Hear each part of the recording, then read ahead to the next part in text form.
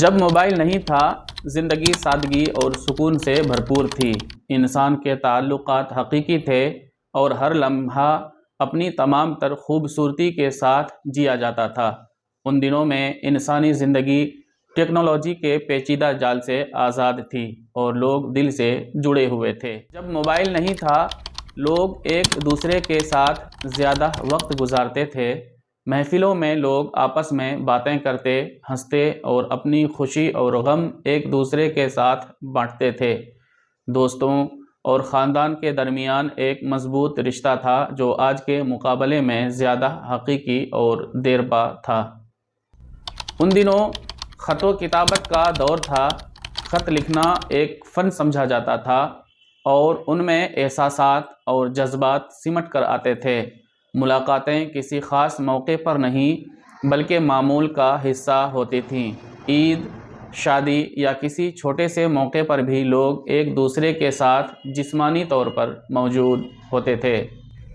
بچوں کے کھیل گلی محلوں میں ہوتے تھے، جن میں چھپن چھپائی، پکڑن پکڑائی اور پتنگ بازی جیسے کھیل شامل تھے۔ یہ کھیل نہ صرف جسمانی ورزش کا ذریعہ تھا بلکہ بچوں کو زندگی کی بنیادی اقدار بھی سکھاتے تھے۔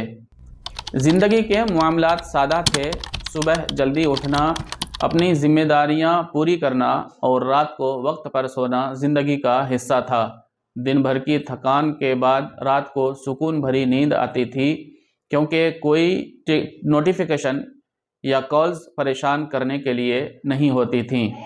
جب موبائل نہیں تھا، بچے زیادہ وقت کتابوں اور تخلیقی سرگرمیوں میں صرف کرتے تھے۔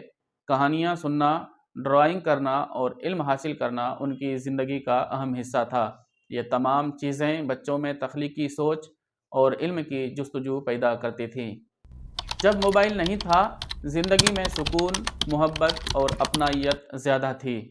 آج کی دنیا میں جہاں موبائل ہماری زندگی کا لازمی حصہ بن چکا ہے، ہمیں یاد رکھنا چاہیے کہ اصل خوشی سادگی اور حقیقی تعلقات میں ہے۔ موبائل کی سہولتوں کو استعمال کریں لیکن اس کے غلام نہ بنیں، تاہم ہم اپنی پرانی خوبصورت یادوں کو زندہ رکھ سکیں۔